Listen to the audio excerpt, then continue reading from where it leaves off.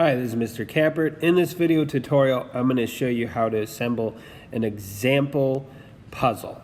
So hopefully this will help you assemble yours. You may want to just use this same method. Obviously, you have different parts though.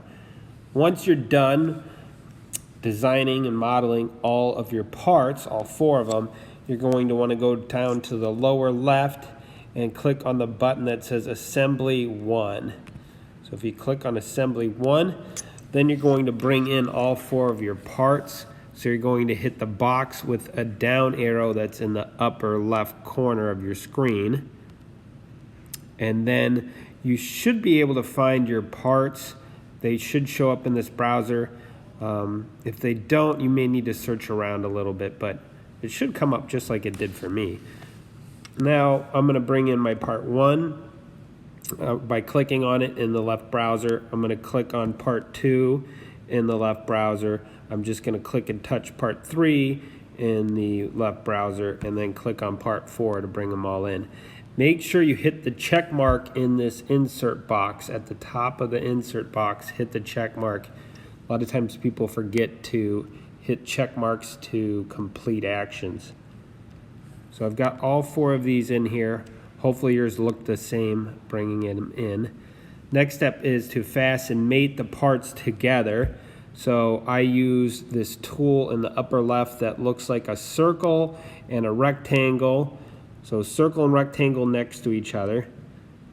And then I'm going to do a fastened mate. I'm going to start with the upper left part and combining it with the lower left.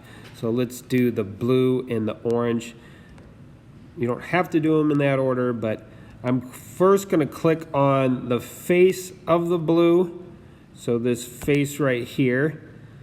And then I'm going to click on this lower left corner here. And I want that to go right up next to this corner on the orange piece.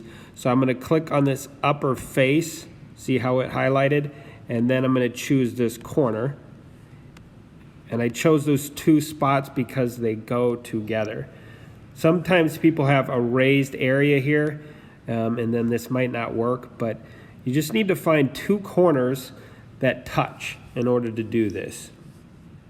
You're going to hit the check mark in the fastened 1 box in the lower right corner to complete the action.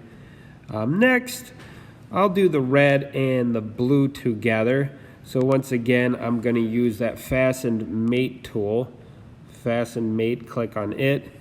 I'm going to use this upper left corner on the red part. So I'm going to touch the face, see how it lit up. I touch that top face, and then I'm going to select a corner. And that corner goes right up against this corner here. So I'm going to click on the face, and then I'm going to click on the corner that it touches and hit the check mark in the lower right corner. And then once again, I'm going to bring in the green. Same process.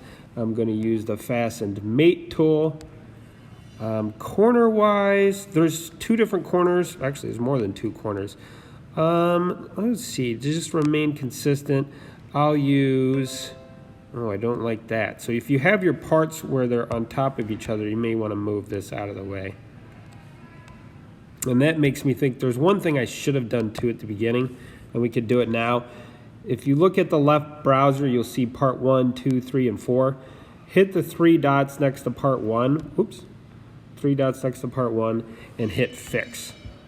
So it's not super critical, but that'll help out. So one of the things you can do is move these around if they get in the way. I needed to move that because they were on top of each other.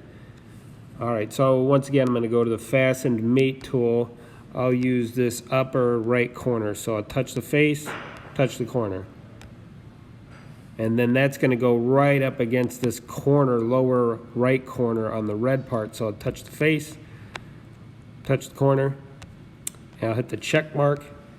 And then I'm going to look at this straight on from the front. I want a screenshot submitted of this view. You will not get any credit if these gaps aren't clearly visible. So there should be gaps between a prong and a gap. prong and a gap. Notice there's openings, prong, and a gap. This is because the 3D printer will add too much plastic, so we need to correct for that by making the prong smaller, gaps wider, and then when the machine adds too much plastic, it all fit together nicely. Please let me know if you have any questions at all.